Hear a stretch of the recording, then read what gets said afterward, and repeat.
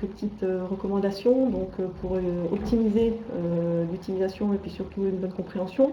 Donc connectez-vous en filaire, fermez toutes les applications de votre ordinateur de type Skype pour ne pas avoir de notifications qui viennent interrompre la visibilité. Si besoin, figez la caméra ou bien supprimez carrément la caméra si vous avez des problèmes au niveau du son pour que l'ensemble de la bande passante puisse être utilisée pour le son. Au niveau des navigateurs, donc privilégiez Chrome ou Firefox et éventuellement munissez-vous d'écouteurs pour avoir une meilleure compréhension. Voilà. Donc le webinaire aujourd'hui va être traité donc, par Sébastien Heitzmann qui est donc le gérant et directeur technique de Kiwi Backup. Et ensuite, je reprendrai la main pour faire un zoom sur notre solution de sauvegarde. En parallèle, je souhaitais également vous inviter à trois petites questions, trois petits sondages que l'on va faire. Donc, un que l'on a déjà commencé là depuis quelques temps, à savoir, donc, gérez-vous des données de santé. Donc, savoir si aujourd'hui vous avez déjà en gestion des données de santé, pour voir un petit peu, ça nous permet de savoir un peu quel est le profil des personnes qui se sont connectées aujourd'hui. Voilà. Donc il y aura encore deux autres questions qui seront formulées au cours du webinaire. Une davantage sur la certification et enfin une dernière concernant la sauvegarde de données de santé. Donc je vous propose encore de patienter quelques instants, le temps qui soit à peu près vers les 14h15, l'heure à laquelle nous avons planifié ce webinaire.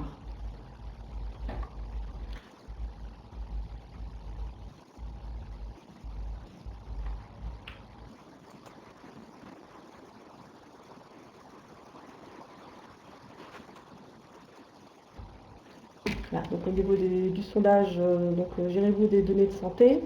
Donc sur les 14 personnes qui ont répondu jusqu'à présent, on va dire que on a un tiers de personnes qui aujourd'hui ne gèrent pas encore de données de santé. Alors, je ne sais pas si c'est peut-être prévu à l'avenir. Donc Raphaël qui gère les aspects réglementaires. D'accord. Très bien. Vous êtes davantage en amont, je pense, peut-être également au niveau du conseil.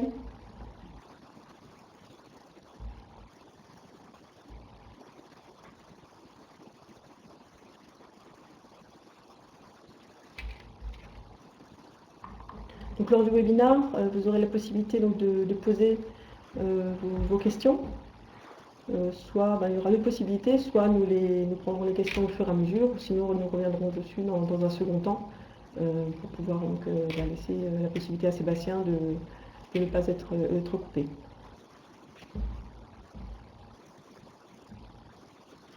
Donc Hélène, vous développez donc un logiciel, très bien, oui. Données sont hébergées, ça devient hébergeur agréé, oui, ce qui est tout à fait qui rentre pile dans la réglementation, effectivement, comme vous devez être informé. Et ce sera un point notamment qui sera également abordé par Sébastien lors de cette présentation.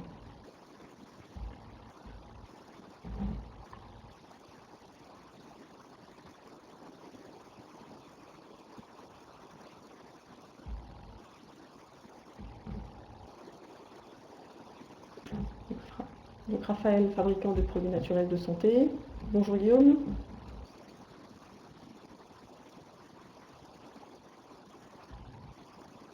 La qualité du son n'est pas très bonne. Donc ce que je vous propose Guillaume, éventuellement, c'est comme je le disais précédemment, soit de figer la caméra ou bien de supprimer la caméra pour privilégier la bande passante pour le son.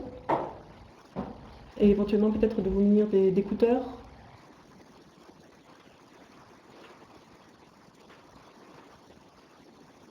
Je vous en prie.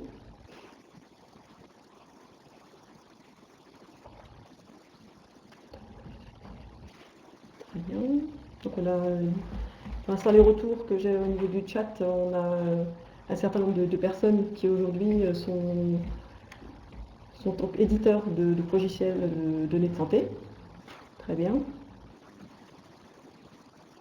Voilà, donc ce que je vous propose, c'est de commencer cette présentation. Donc moi je vais couper la caméra de mon côté ainsi que le micro. Et pour que Sébastien puisse commencer à faire cette présentation.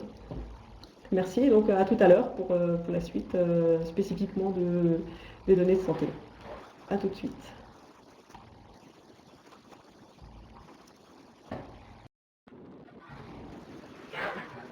Bonjour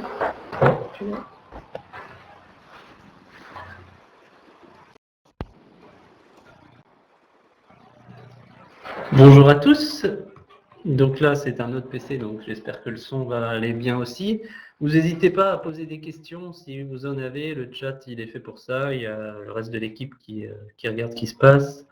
Et donc, voilà, posez vos questions. Je vais essayer de ne pas m'interrompre à chaque question parce que voilà, les slides, il y en a un petit peu beaucoup. C'est long, donc on va essayer d'être efficace pour pas que vous retienne toute l'après-midi. Donc les sondages, c'est Stéphanie qui va les gérer au fur et à mesure, mais on va dire qu'on va clore celui-là, effectivement.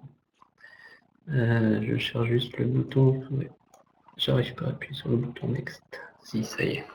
Donc le sommaire aujourd'hui, c'est voilà, les enjeux dans le secteur de la santé, de la protection des données. Donc voilà, tout ça pour parler de la réglementation sur l'hébergement des données de santé. Donc, quelles sont les obligations exigées par la CNIL et la ZIP Santé? Donc, on verra qui sont ces deux organismes pour ceux qui ne les connaissent pas. Et la réforme de l'agrément certification. Il y a une réforme depuis janvier 2018 des modalités. Donc, on passe de l'agrément à la certification. Donc, on verra un petit peu quelles sont les modifications qui sont en cours. On parlera également rapidement du RGPD, puisqu'il y a également un volet données de santé dans le RGPD. Mais voilà, on verra que ça se recoupe quand même pas mal. Ensuite, un zoom sur Kiwi Santé. Donc là, je redonnerai la main à Stéphanie pour une petite présentation rapide de Kiwi Santé et pour conclure la présentation.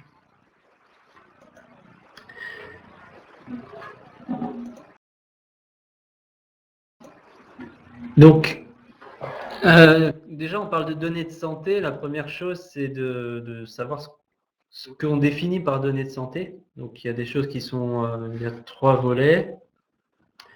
La première, c'est... je ne sais pas qui c'est qui joue avec mon écran, mais...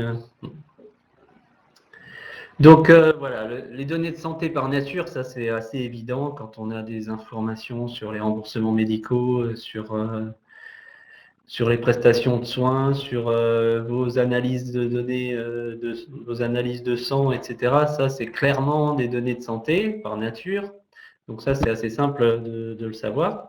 Ensuite, il y a des données de santé par croisement. Donc là, effectivement, quand on croise des données qui en elles-mêmes ne sont pas spécialement des données de santé, je pense par exemple au poids, quand c'est croisé avec d'autres informations, peuvent donner un indice sur la santé de la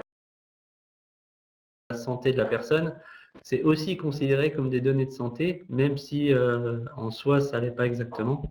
Donc, savoir combien de pas font les personnes dans la journée, en soi, c'est pas une donnée de santé, mais combiné avec et journalisé tous les jours, savoir qui fait quoi quand, ça peut le devenir. Donc, cette notion de données de santé par croisement, elle existe aussi dans la réglementation et donc c'est considéré comme des données de santé. Et après, plus largement, tout ce qui peut être destiné à la santé peut être considéré comme une donnée de santé. Voilà, on peut imaginer que on détecte que le temps que vous passez dans votre voiture peut avoir est prédictif d'un cancer des poumons, par exemple. Je dis n'importe quoi, je ne suis pas médecin, mais on pourrait imaginer que cette donnée, du coup, par destination, devienne une donnée de santé parce qu'elle permet de prédire un cancer ou des choses comme ça. Donc, c'est ce qu'ils entendent par destination. Donc ça peut être très vaste. Grosso modo, dès que ça touche à la santé d'une personne, ces données de santé, c'est vraiment assez large comme définition. Et donc, dès qu'on touche à la personne et puis à son bien-être, sa santé, il faut au minimum se poser la question de est-ce qu'on est concerné par cette réglementation. Donc c'est un enjeu de taille. Aujourd'hui, les données de santé, voilà, on a 2 chiffres, 2008 et 2012. Donc c'est vraiment en forte croissance. Aujourd'hui, il y a tout un tas d'appareils qui mesurent votre pouls en continu, votre poids. J'ai moi-même une balance connectée qui mesure mon poids, mon pouls tous les matins. tout ça, ça crée des données, ça crée de la donnée qui est hébergée dans le cloud. Je ne sais pas, d'ailleurs, je n'ai pas vérifié si c'est dans un hébergement de santé. Mais voilà, c'est des données qui explosent, qui font beaucoup de volume de données. Donc là, une prédiction que le volume va être multiplié par 50 d'ici 2050. Donc une prédiction qui vaut ce qu'elle vaut, 2050, c'est encore très loin. Donc il y a de fortes chances que cette prédiction ne se réalise pas. Mais en tout cas, ce qui est sûr, c'est que ça va être grandement augmenté. Donc les objets connectés de santé, donc tout ce qui est appareil qui mesure en permanence votre état de santé, votre état physique, le nombre de pas, votre pouls, votre tension, etc., etc. Donc les données de santé sont des données qui sont très intéressantes pour les attaquants. Donc tout ce qui est pirate, voilà, sont cibles de manière privilégiée les données de santé. Donc notamment, il y a eu une attaque en 2017 qui a généré tout un tas de problèmes dans les hôpitaux, notamment les hôpitaux anglais. Et donc, ça a perturbé le fonctionnement du système de santé de manière globale pendant plusieurs jours.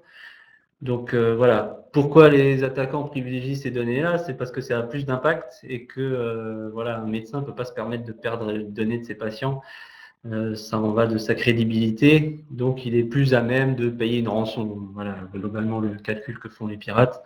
Donc c'est des données qui sont ciblées de manière privilégiée par les attaques diverses et variées. Dès que les données ont de la valeur, elles sont plus ciblées que les autres. Donc les données de santé ayant beaucoup de valeur, c'est normal qu'on retrouve cet appétit. Donc voilà les différentes causes des vols et pertes de données. Donc souvent, on y retrouve un aspect humain, donc notamment soit par la complicité d'employés, soit par leur complicité non volontaire, on va dire, sur les ransomware. Donc, on a fait quelques conférences sur le sujet. La plupart des ransomware demandent la collaboration du gars qui est assis sur la chaise. Et donc, c'est aussi un aspect humain.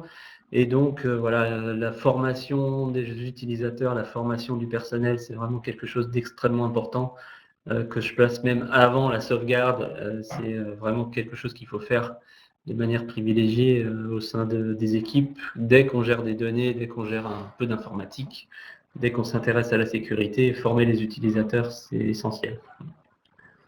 Donc on a également voilà, les PC portables volés, perdus, avec des données non chiffrées. Sur tout ce qui est médical, les données doivent absolument être chiffrées. Ça, c'est dans la réglementation, on ne discute pas avec ça. Perdre son portable, si les données sont chiffrées, c'est pas grave. Perdre son portable avec des données en clair, c'est grave. Donc voilà, un portable, c'est pas pour le coût du portable, c'est pour les données qui y a à l'intérieur. Vous serez sans doute assuré pour le coût du portable, les données qui sont dedans, jamais. Sans compter l'impact que ça peut avoir sur les gens qui sont concernés par les données qui seraient éventuellement sur votre portable. On rencontre pas mal de médecins, de praticiens qui ont les données sur leur PC portable, qui leur ramènent chez eux le soir en se disant comme ça je suis protégé. Premièrement, c'est totalement illégal, ça ne respecte pas la réglementation, et deuxièmement, c'est dangereux parce que on ne sait jamais ce qui peut se passer sur le chemin, on peut le perdre, se le faire voler, etc. Donc, quelles sont les obligations exigées par la CNIL et la ZIP Santé? Donc là, on va rentrer un peu plus dans le vif du sujet. Donc, la CNIL et la Commission nationale d'informatique et liberté existe depuis les années 70, si je me souviens de mes cours d'informatique de lycée, et est en charge de vérifier que l'informatique n'a pas d'impact sur la liberté des citoyens français. Donc, la CNIL est purement française. Et donc a une mission assez globale de vérification que l'informatique ne va pas perturber le fonctionnement de la liberté des gens. Donc là-dedans, évidemment, rentre aussi la partie santé. Et pour la partie santé proprement dit, il y a un autre organisme qui est l'Agence des systèmes d'information partagés de santé. Donc il y a plus comme mission d'urbaniser le système d'information de santé en France, Donc c'est par exemple l'ASIP Santé qui édite les cartes CPS, qui sont des cartes d'identité de médecin, on va appeler ça, on va résumer ça comme ça, qui permettent de faire du cryptage, de la signature électronique forte, etc., etc. C'est eux qui font les normes d'interopérabilité entre les différentes choses. C'est eux qui maintiennent le RPPS, qui est le registre du personnel de santé. Donc voilà, jusqu'à présent, c'est eux qui étaient en charge de gérer les agréments des hébergeurs de santé. Donc, on déposait un dossier d'agrément auprès de la ZIP Santé qui instruisait le dossier et qui donnait ou non un agrément à la suite de cette instruction. Là, ça va un petit peu changer, mais la ZIP reste l'interlocuteur privilégié et c'est eux qui vont donner les agréments de certification pour les gens qui vont certifier. C'est eux qui ont édité la liste des obligations, c'est eux qui sont en charge de ce dossier-là pour le volet santé, en relation avec la CNIL pour tout ce qui est liberté. Donc voilà, c'est eux qui éditent la politique générale. Ils ont un site qui est très très très très riche, donc je vous invite à aller voir. Il y a tout un tas d'informations sur tout un tas de choses. C'est pléthorique. Donc la nouvelle philosophie de l'agrément, enfin de la certification, c'est au préalable, l'agrément était entièrement rédigé par la ZIP Santé avec tout un tas de règles. Et voilà, les industriels, entre guillemets, se sont plaints que voilà, ça faisait un peu doublon avec d'autres certifications, qu'il y avait des redites entre l'agrément ASIP et la certification ISO 27001, pardon. Et donc, voilà, pour avoir un hébergeur agréé santé plus 27001, bah, il fallait faire le travail de fois. Donc, ils ont tenu compte un petit peu de ces choses-là. La nouvelle philosophie, c'est de s'appuyer sur la norme 27001 et de rajouter un certain nombre de recommandations supplémentaires, donc des contraintes supplémentaires. Mais ce qui fait que si on est agréé santé, si on a donc une certification, il ne faut pas que j'utilise le mot agrément, une certification données de santé, hébergeur de données de santé, automatiquement on est certifié 27001. Donc c'est quand même beaucoup moins lourd pour les hébergeurs de passer une seule certification plutôt que deux. Donc voilà, c'est un petit peu la philosophie de la nouvelle norme. L'autre, les 3 points essentiels de cette certification, c'est le premier point, c'est le consentement des personnes. Toute personne qui voit ces données informatisées doit y avoir conçu explicitement, donc soit par une signature, soit par une case à cocher. Voilà, la méthode de consentement est à prouver. Il faut prouver que, en tout cas, on a recueilli le consentement des personnes qui ont des données hébergées de santé. Et c'est de responsabiliser les différents acteurs. Donc ça va un petit peu aussi avec le RGPD, c'est-à-dire qu'on va avoir une chaîne de responsabilité et chaque acteur de la chaîne est responsable de sa partie et est responsable devant les patients. Et il y aura un renforcement des contrôles. Aujourd'hui, sur l'agrément, une fois que vous avez l'agrément, il n'y a pas d'audit, à ma connaissance, régulier. Avec la certification, il y aura un audit tous les ans de vérification qu'on respecte bien ce qui est marqué dans la certification. Donc ça, c'est important. Donc voilà une petite chaîne d'hébergement des données de santé. Donc on retrouve tout à gauche le patient et il se peut qu'il y ait un certain nombre d'acteurs entre le patient et l'hébergeur HDS. Donc notamment par exemple Kiwi Backup va être un prestataire de sauvegarde qui a un certain nombre de revendeurs, qui ont comme client un médecin traitant, un radiologue, etc. Et le radiologue a lui-même des patients. Donc c'est assez compliqué. Et il faut respecter sur chacune de ces étapes les règles et un certain nombre d'obligations donc, qui sont transférées en aval ou en amont.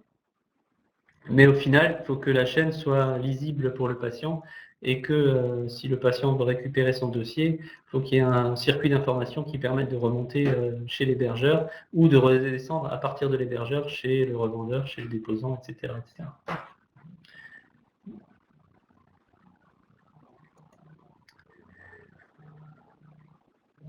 Je ne vois pas le...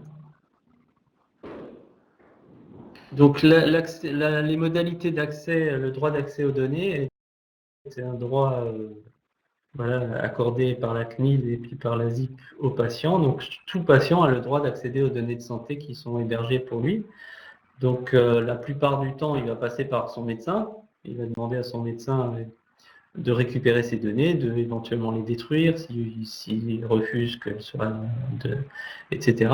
Et donc le médecin doit se tourner auprès de son hébergeur ou du médecin de l'hébergeur pour dire voilà, ce dossier-là, j'aimerais récupérer l'ensemble du dossier et le détruire pour qu'il ne soit plus stocké parce que le patient désire un effacement total.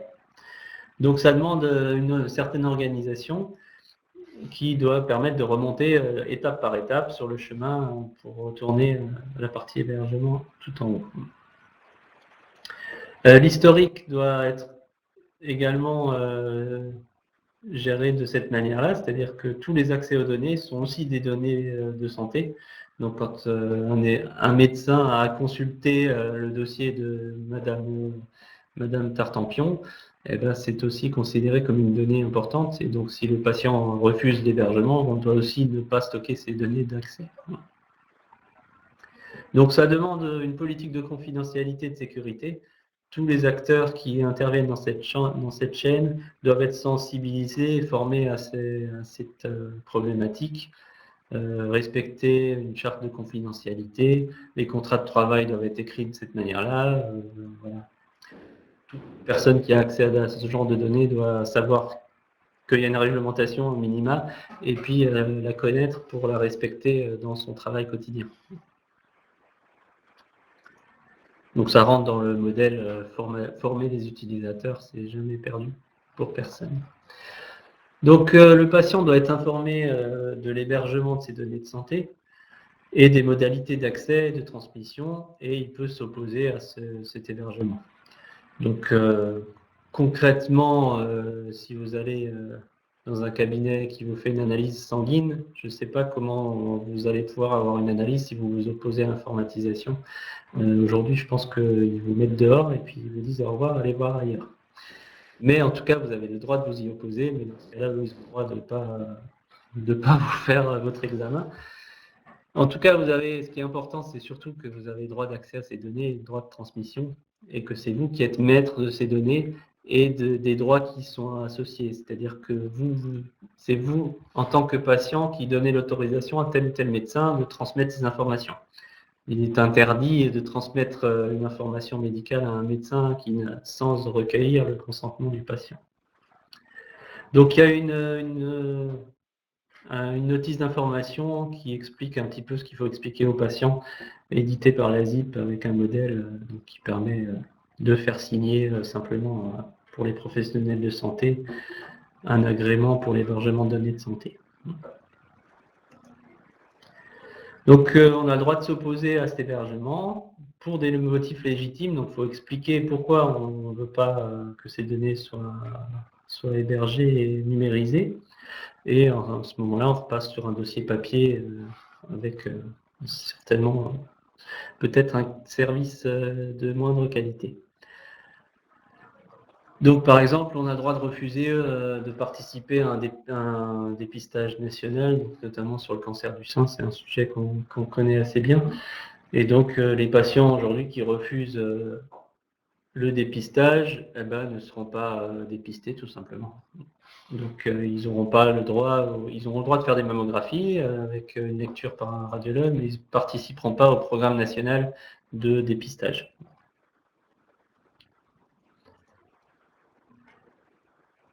Donc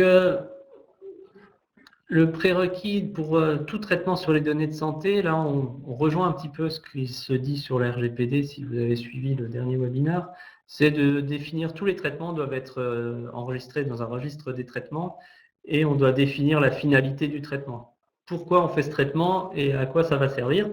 Ça doit être écrit dans un registre de traitement.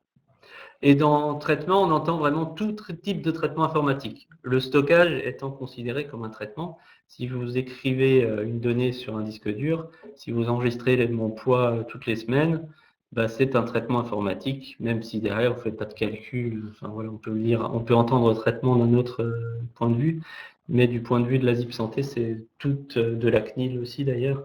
Un traitement, c'est le stockage est un des premiers traitements, la sauvegarde en est un autre, etc., etc. On doit également collecter que les informations strictement nécessaires pour la finalité de ce traitement. Si vous voulez savoir si une personne fait du sport, vous n'avez pas besoin forcément de stocker son pouls tous les matins. Donc, il faut justifier de l'utilisation de l'ensemble des données que vous stockez et vous ne devez pas stocker plus que ce qui est nécessaire pour la finalité. Donc voilà, souvent les informaticiens ont tendance à dire on va stocker tout, c'est pas grave, on verra bien si on en fait quelque chose un jour. Dans le cadre de cette réglementation, c'est pas autorisé. Dans le RGPD non plus d'ailleurs. Dans tout ce qui est données personnelles, c'est une des règles. On doit faire du stockage à minima. Définir une politique de conservation. Donc déjà la difficulté c'est de savoir quelle est la durée de conservation de chacun des documents. Donc tout ce qui est document médical, normalement c'est 10 ans. Selon les sources, ça peut être plus, moins. Ça dépend si c'est légal, médico-légal, etc. Donc voilà, en tout cas, il faut définir une politique de conservation et dire, voilà, au bout de 10 ans, je détruis les données. Et évidemment, il faut le faire. Si vous le dites, il faut le faire. Il faut gérer les habilitations pour les accès, donc des droits d'accès aux personnes et pas d'accès générique, évidemment. On doit pouvoir tracer tous les accès et toutes les modifications des données et de dire que telle ou telle personne a fait l'accès à tel ou tel moment sur tel ou tel dossier. Donc pas de compte admin, de compte secrétaire ou autre. On doit pouvoir tracer les personnes physiques qui ont fait ces accès avec une fiabilité suffisamment importante. Donc, notamment, la ZIP demande à ce qu'il y ait au moins de l'authentification double facteur. Donc, le login mot de passe n'est pas suffisant pour s'assurer de l'identité de la personne qui est connectée. Donc, voilà. Tout ça, c'est des règles qui sont aussi dans ISO 27001. Mais l'identification des personnes qui accèdent et l'enregistrement de ces accès, donc l'audit de ces accès, sont deux choses qui sont demandées sur cette réglementation-là. Et la confidentialité, la sécurité des données, évidemment, on ne publie pas les données en clair sur Internet, même si on a vu des choses de ce type-là. Mais voilà, les données doivent rester confidentielles, sécurisées. Ça, c'est plutôt de la sécurité informatique. Là, il n'y a pas vraiment de particularité santé. Il faut évidemment éviter que ce soit des données de santé ou pas, qu'elles soient diffusées en clair.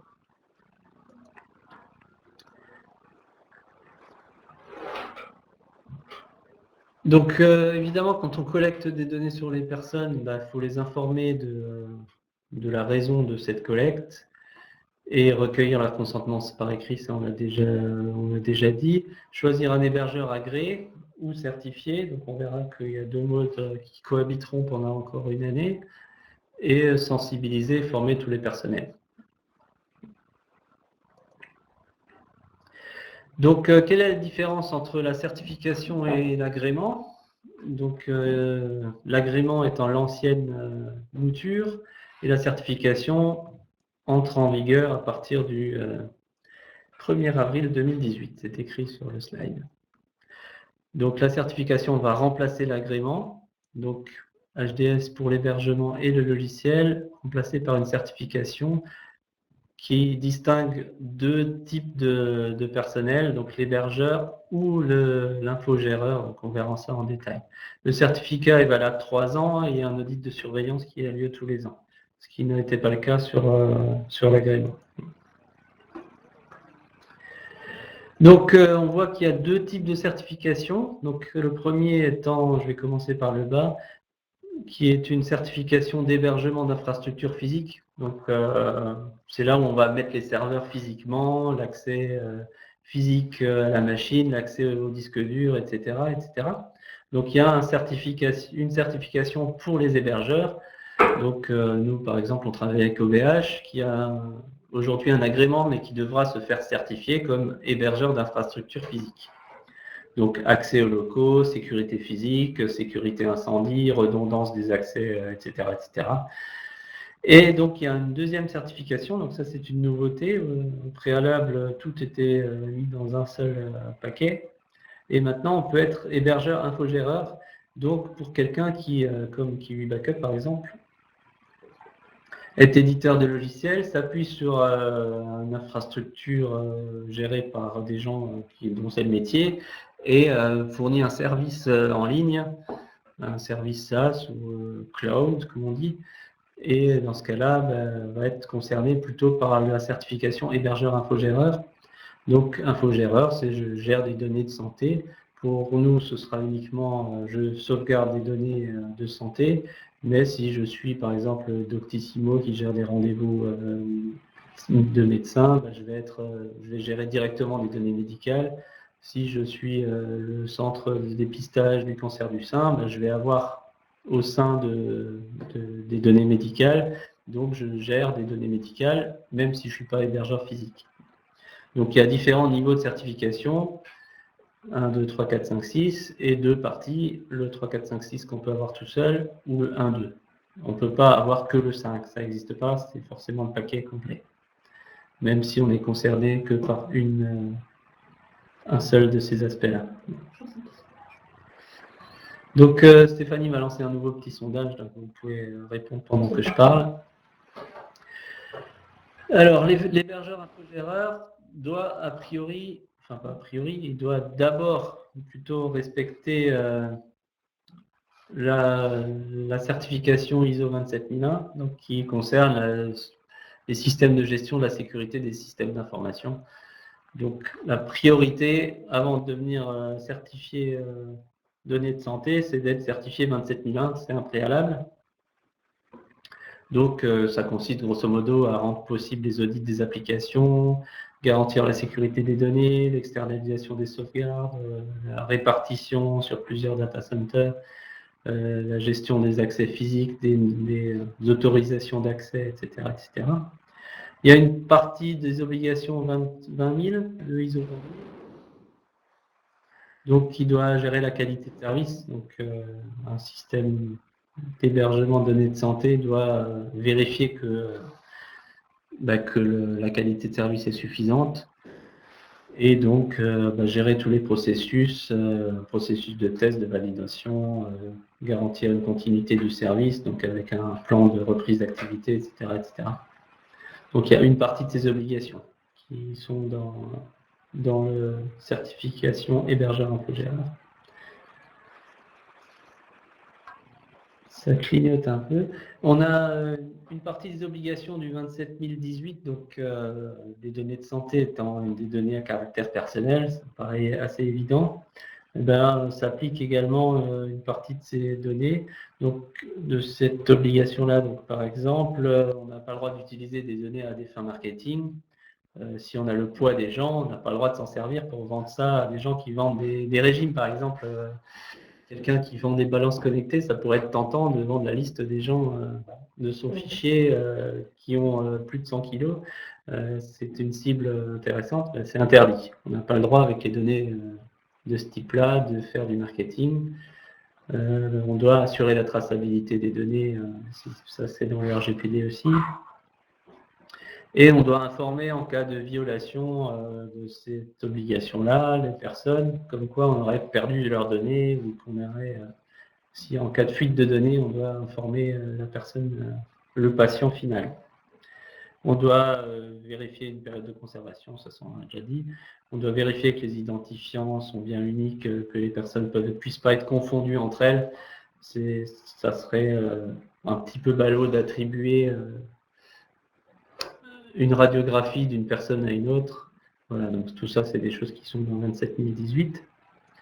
On a également une partie sur le contrôle de sécurité de l'information. Donc ça, je vais passer un petit peu vite puisque voilà, qui est repris dans le PGSSI, donc qui est le référentiel sur le contrôle d'accès. Donc c'est là qu'on retrouve les cartes CPS et autres choses de ce type-là.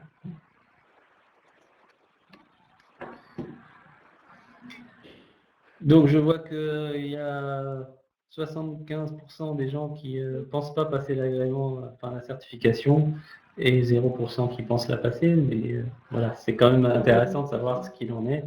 Et effectivement, c'est pas simple comme certification, il y a pas mal d'obligations. Mais alors j'ai une question de Florent B. Si on fournit un service qui manipule des données de santé, qu'on est hébergé chez un hébergeur d'infraphysique agréé, est-ce qu'on a, nous, fournisseurs de services, à être certifiés hébergeur infogéreur? Oui. Dans la mécanique certification, pour moi, c'est oui. Dans la mécanique agrément, donc si votre hébergeur est agréé, pour le moment, c'est non. Mais sachant que pour le moment, les deux cohabitent, si vous avez un hébergeur qui est juste certifié, a priori, vous êtes obligé, vous avez un traitement sur les données de santé, donc vous êtes obligé d'être certifié.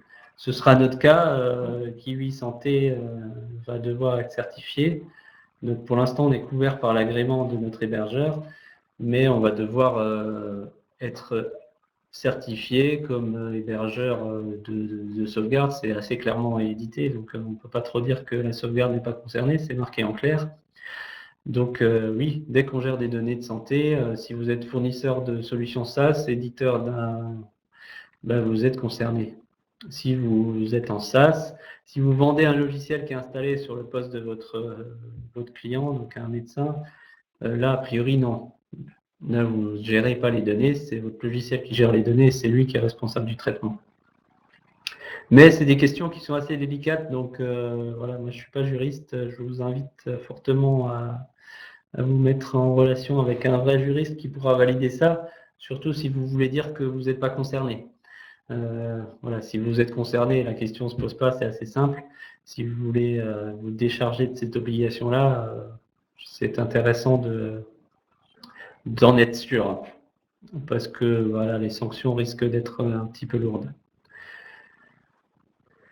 Donc, autres obligations, donc la sécurité des sauvegardes doit être au moins équivalente à la sécurité des données sources, ça me paraît assez évident.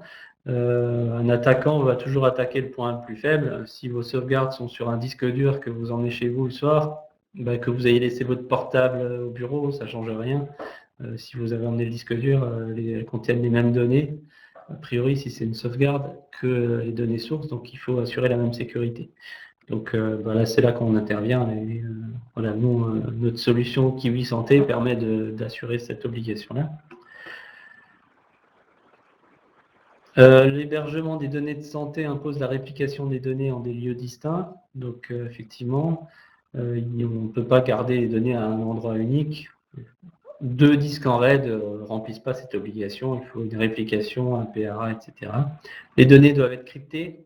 Donc ça, c'est une obligation assez lourde. Voilà, pour un éditeur, c'est pas forcément simple de stocker l'ensemble de ces données scriptées. Les éditeurs de logiciels de bases de données ne savent pas tous faire du stockage crypté. Ça demande de gérer des clés, de décryptage, etc. C'est pas forcément simple, mais c'est une obligation quand on gère des données de santé. Et un médecin conseil est obligatoire chez les hébergeurs HDS. Donc c'est le cas chez OVH. Il y a un médecin qui s'occupe et seul lui a le droit d'accès à ces données de santé et de regard sur ce qui est stocké.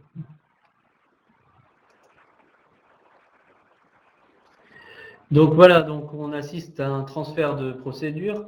Donc on va passer d'une procédure d'agrément à une procédure de certification. Donc ça sera le comité français d'accréditation qui va délivrer ce certificat et sous mandat de l'ASIP. Donc l'ASIP a choisi cet organisme pour auditer les différents hébergeurs ou infogéreurs et c'est lui qui va délivrer ce certificat. Donc pour ceux qui ont un agrément en cours, on va voir ça un petit peu plus tard. Et voilà, l'audit est obligatoire sur site, donc, alors que l'agrément était fait a priori, c'était un agrément documentaire, donc il fallait décrire tout son processus. Ça, je ne suis pas vraiment sûr, mais il me semblait que c'était comme ça.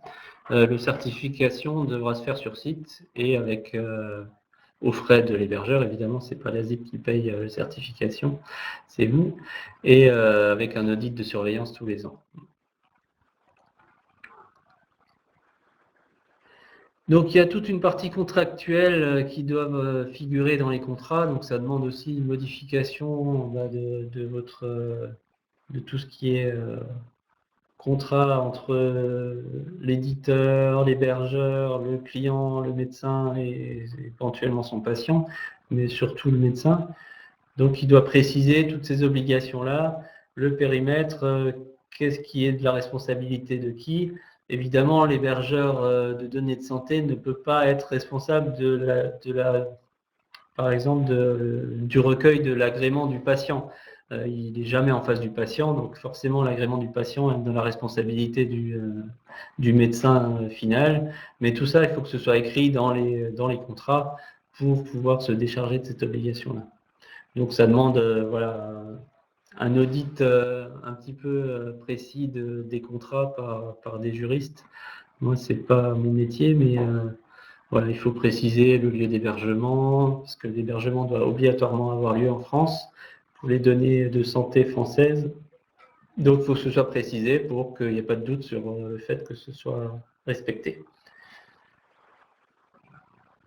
Donc, interdiction d'utilisation autre, etc., marketing, etc.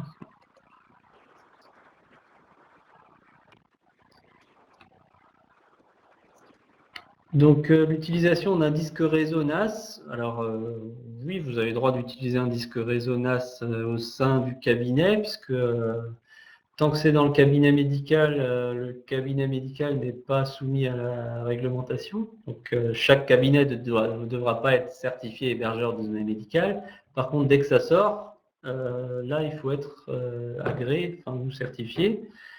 Et dans ce cas-là, un disque NAS à l'extérieur sur lequel je vais transmettre des données à la maison, ça c'est non, ça c'est pas possible. Et évidemment, il faut que le NAS permette de crypter les données et il faut que l'hébergeur chez qui vous mettez le NAS, que ce soit une maison, une cave, une grotte ou n'importe quoi, doit être agréé. Et bon, la grotte, il y a peu de chances que ça se fasse, et puis la maison du médecin non plus. Donc oui, en interne, en externe, a priori non. Après, ça peut être tout type d'hébergement. Si vous mettez votre NAS chez un hébergeur agréé, là, il n'y a pas de problème, ça marche, à condition que le disque soit crypté.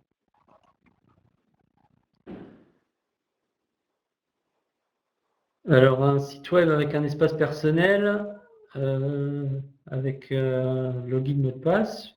Je ne sais pas où héberger ce site web. S'il est chez un hébergeur agréé et qu'il y a des données de santé dans ce site, tout va bien. Si le site web est chez un hébergeur non agréé, alors j'ai parlé d'OVH, tout ce qui est chez OVH n'est pas agréé santé, attention, on ne peut pas prendre juste un hébergement simple chez OVH, il faut prendre l'offre hébergement HDS, donc évidemment ça c'est pas le même tarif, mais à partir de là, vous pouvez héberger. Les données d'accès, le login mot de passe, c'est pas forcément suffisant. Ça, c'est à creuser, mais a priori, il faut au minimum un troisième facteur, donc une authentification forte pour qu'on puisse s'assurer que la personne qui est connectée, c'est bien la bonne.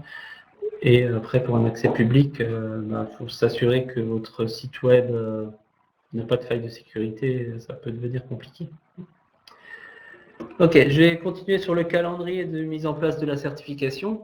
Donc le décret HDS est sorti au second semestre 2017, donc plutôt en fin d'année de mémoire. Et donc tout nouvel hébergeur qui rentre à partir de maintenant et qui veut être agréé doit passer la certification. Il ne peut plus utiliser la procédure d'agrément. Par contre, ceux qui ont eu un agrément avant la date fatidique de premier semestre 2018, leur agrément étant valable 3 ans, il reste valide pendant 3 ans et ils n'ont pas besoin de repasser la certification pendant ces 3 ans-là.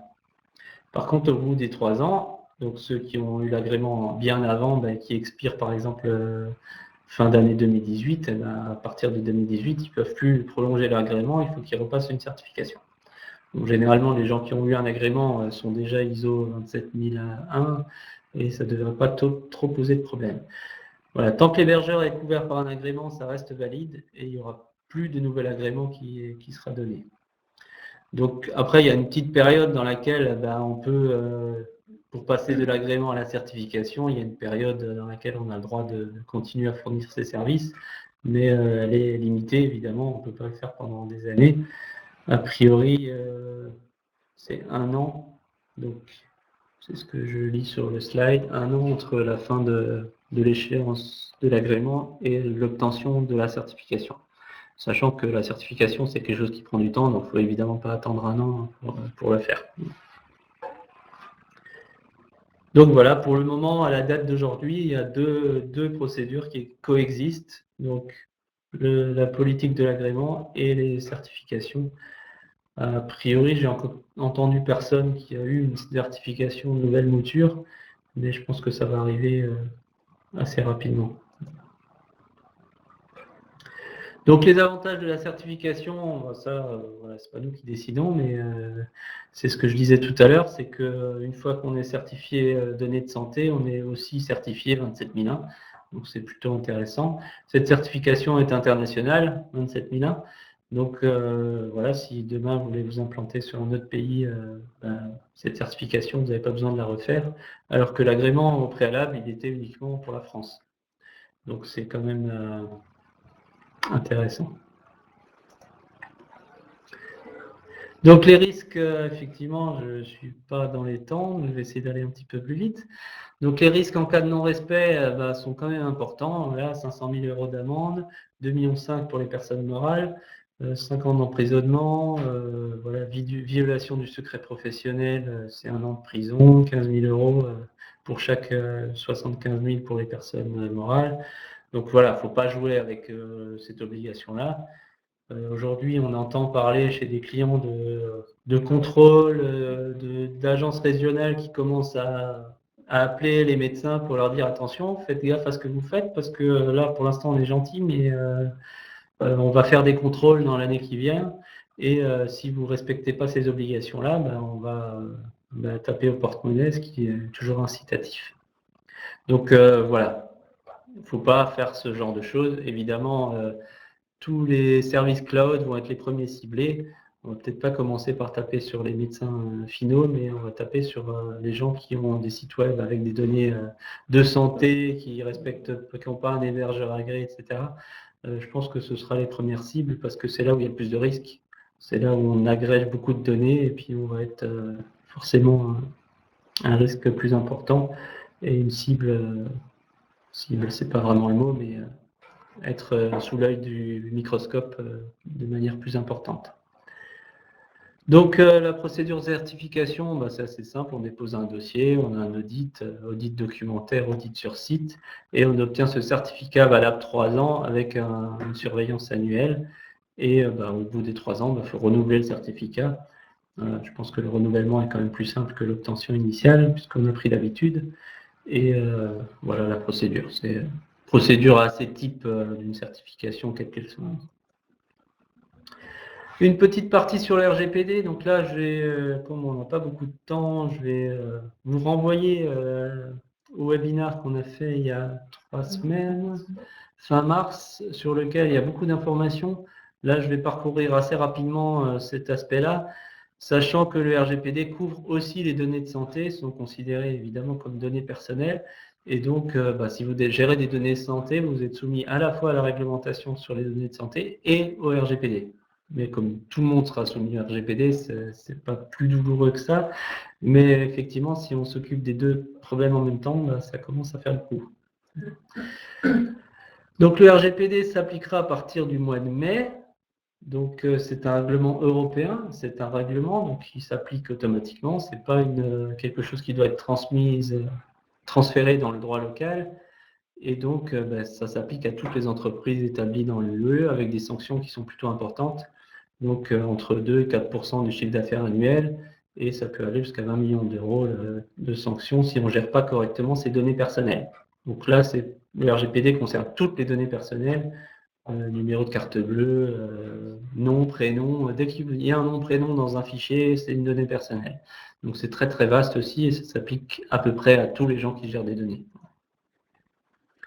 Donc concernant les secteurs de la santé, ben, sont aussi évidemment soumis à ce règlement. Et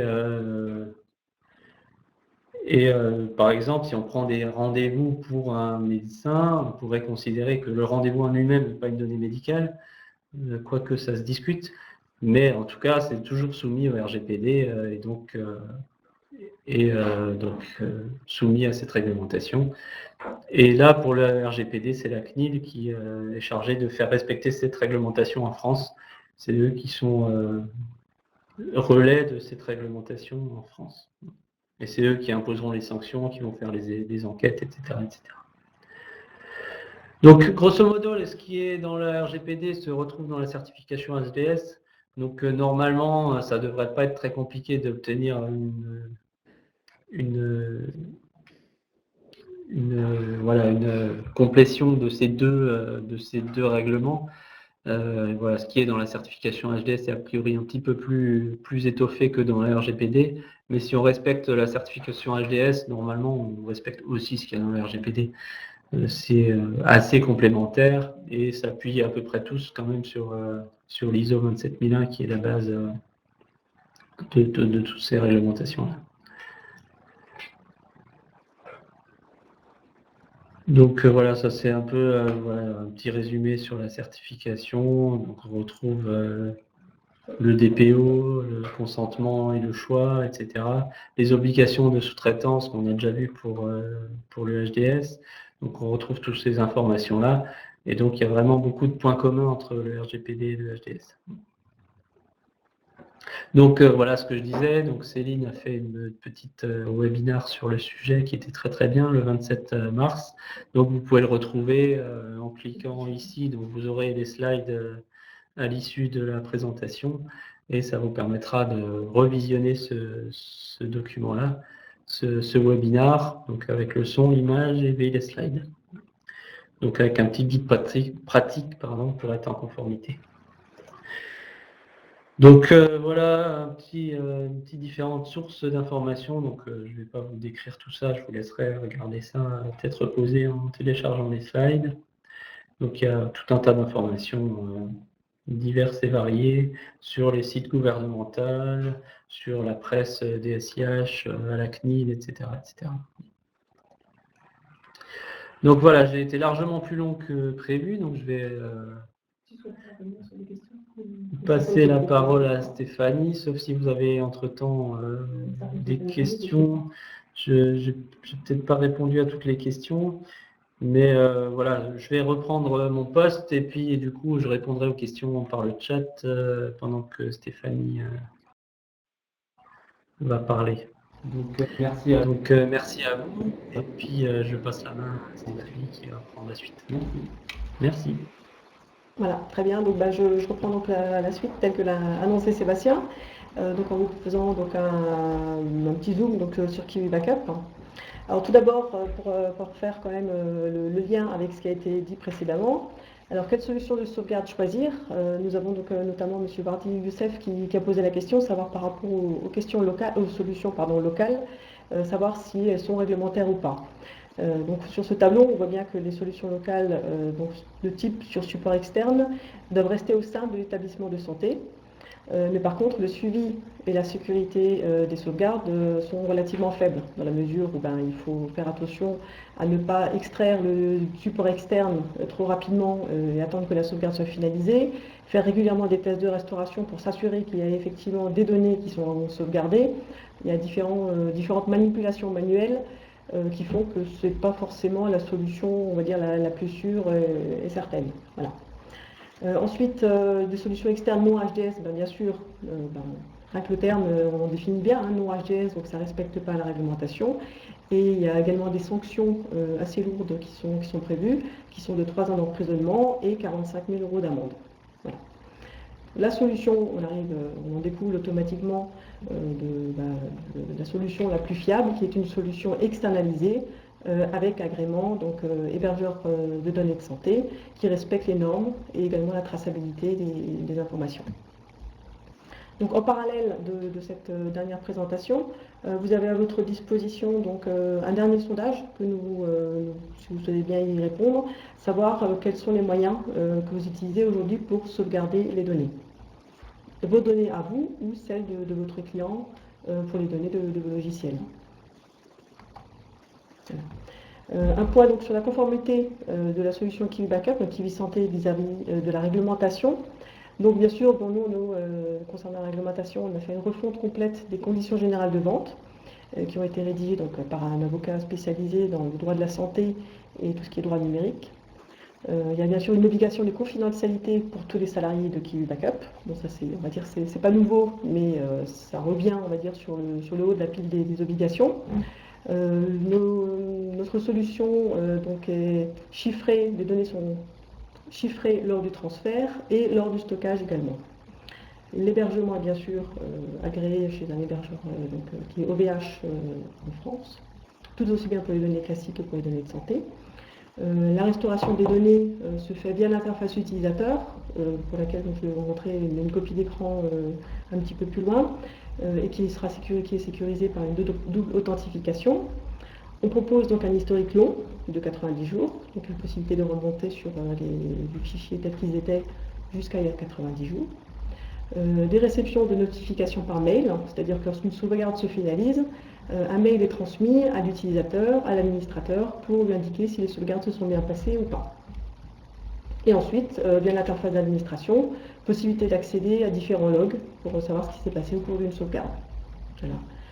Donc contre solution, donc on n'a pas de portabilité, bon, par contre on a 3 mois de conservation, donc les 3 mois ce sont les 90 jours historiques, qui permettent donc à l'utilisateur final de pouvoir restaurer ses données et ensuite de pouvoir les sauvegarder chez un confrère s'il ne souhaite pas poursuivre avec nous. Voilà. Et passé ces 3 mois, bien sûr les données sont entièrement supprimées de nos serveurs. Vous trouverez on a mis également en ligne donc un lien vers le site de la CNIL. Ce sont 10 fiches, en fait, ce sont différentes fiches qui récapitulent les différents points essentiels à savoir concernant le RGPD et concernant donc justement là, la fiche 10, sauvegarder et prévoir la continuité d'activité. Ça comporte des éléments qui sont relativement importants. Donc, tel que je vous disais précédemment, notre solution se compose d'une interface utilisateur qui se trouve sur les postes des clients. Donc là, vous avez l'interface utilisateur où vous voyez le paramétrage de la sauvegarde. Donc sur la partie gauche, vous voyez donc les disques qui s'affichent. Et en déroulant les disques, on a la possibilité donc, de sauvegarder, de sélectionner les différents dossiers qui sont à sauvegarder et qui comportent les données critiques. L'heure également à laquelle le service doit se mettre en route. Et donc tous les jours à la même heure, le service, la première fois, va faire une sauvegarde complète et les sauvegardes suivantes seront en incrémental octet, donc on va transférer les éléments modifiés. L'interface utilisateur, mais cette fois-ci du côté de la restauration, c'est-à-dire que donc on a 90 jours d'historique. Ici, vous aurez au fur et à mesure les différents jours pour lesquels une sauvegarde a été réalisée et vous aurez la possibilité donc de restaurer les données telles qu'elles étaient à telle date. Et donc de pouvoir les restituer telles quelles. En parallèle donc, de l'interface utilisateur qui se trouve sur les postes des clients ou les postes utilisateurs, l'administrateur a la possibilité d'avoir une interface d'administration qui est bien sûr sécurisée par un identifiant et un mot de passe pour pouvoir gérer les sauvegardes, les machines qui l'administrent. Et donc il y a notamment à sa disposition un tableau de bord qui permet vraiment de visualiser en un seul coup d'œil l'état des machines, savoir si elles sont à jour au niveau des sauvegardes et savoir s'il faut apporter davantage d'attention à telle ou telle machine. Alors, on va juste faire un point sur le sondage qui a été réalisé, donc par quel moyen de sauvegarder vos données. Donc on voit quand même qu'il y a une grande majorité qui a une sauvegarde externalisée. Après sauvegarde externalisée HDS, voilà, on va dire la moitié de ceux qui ont une sauvegarde externalisée ne l'ont pas en HDS. Alors après, en fonction des profils des personnes qui sont connectées aujourd'hui, ça dépend. Si vous avez des données de santé et que vous n'êtes pas chez un hébergeur HDS je vous invite très fortement à faire le point et à vous mettre en conformité. Et si vous avez des données classiques, sauvegarde externalisée, effectivement, est quand même la plus sécurisée et la plus automatique. Après, les sauvegardes sur bande ou sauvegardes USB sont quand même des sauvegardes qui sont dangereuses et qui ne sont pas forcément fiables à 100%. Voilà. Donc la présentation donc de cette partie-là est finalisée. Est-ce que vous avez des questions? Est-ce que vous souhaitez qu'on revienne sur l'un ou l'autre point qui ont été abordés préalablement et pour lesquels vous n'auriez pas forcément eu de retour? N'hésitez pas à nous solliciter hein, si vous avez des questions.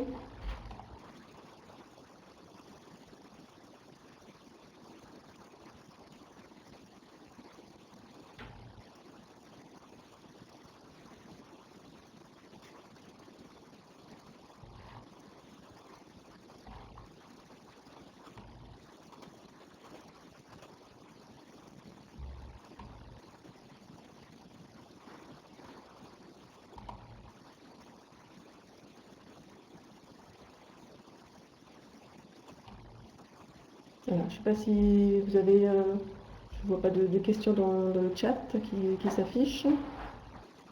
Alors, donc Christophe, oui, je crois qu'effectivement, ils arrivent tout d'un coup. Alors, on va les reprendre successivement.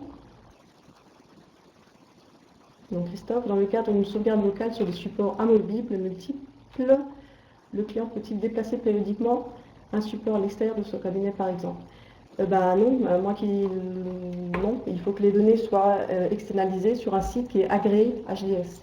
Donc par exemple le praticien qui fait lui-même ses sauvegardes sur un support externe et qui emmène le disque externe à la maison, non, ça ne répond pas à la réglementation HDS.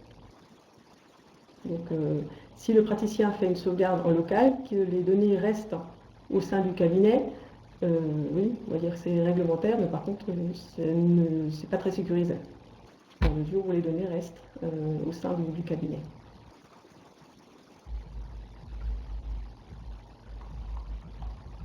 Alors ensuite, j'ai d'autres les questions qui arrivent là. Du coup, on les va toutes l'une après l'autre.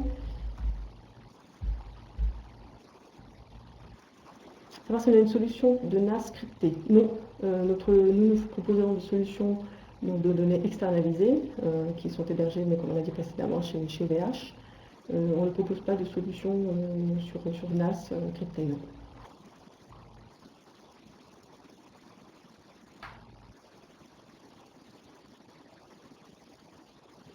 Effectivement, s'il y a un incendie, c'est problématique, oui, mais comme toutes les sauvegardes locales, oui, tout à fait.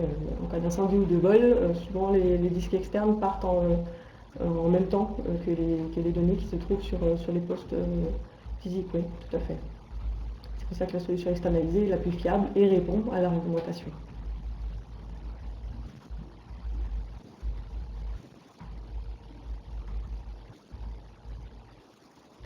Alors Raphaël et le secret médical. Je n'ai pas dû avoir le début de...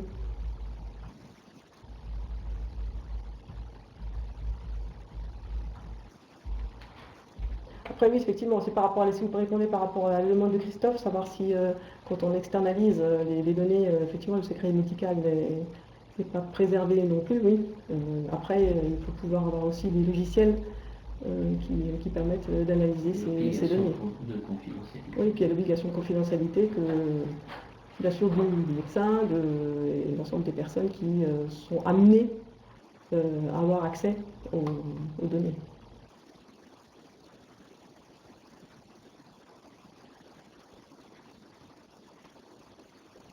Alors, M. Ramano, le praticien doit-il faire signer la fiche d'information au patient dans le cas d'un logiciel non hébergé? Oui. Il me semble que oui. C'est pas HDS, mais effectivement, normalement, tout praticien doit demander à ses patients un consentement. Pour son apport et pour l'informatisation des données. Oui. Alors, je ne sais pas si parmi les personnes qui sont en ligne, il y a beaucoup de personnes, enfin, il y en a beaucoup qui ont signé ce type de consentement. Moi, je ne m'en souviens pas. Donc, je ne sais pas trop comment commencer sur le terrain. Je ne vois pas trop comment ça se passe, mais je ne sais pas, trop. Ah, le tarif d'une sauvegarde HDS, ça va dépendre de la volumétrie.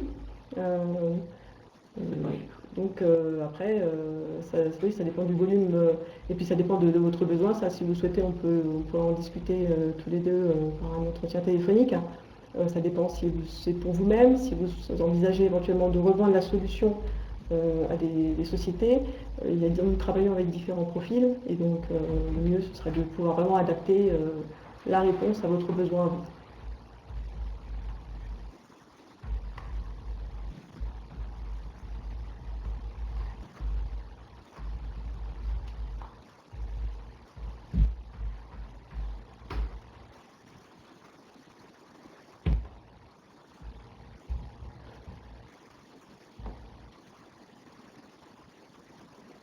Voilà, donc je vous propose, si vous avez encore des questions.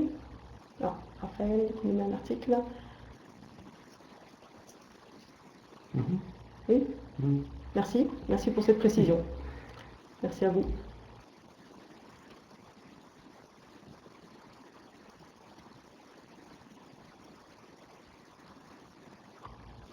Donc, tel que l'a indiqué Sébastien tout à l'heure, donc vous avez la possibilité de visualiser le replay du webinaire précédent concernant donc, le RGPD et la sous-traitance.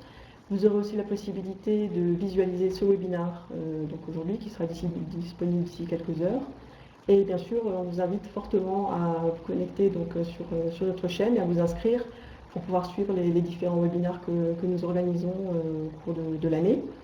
Et on est également ouvert à toute proposition si vous souhaitez traiter des sujets spécifiques sur la sécurité des données, sur la sauvegarde, on est à votre disposition. Donc, je vous remercie de nous avoir suivis et d'être resté en ligne avec nous, même avec ce petit dépassement.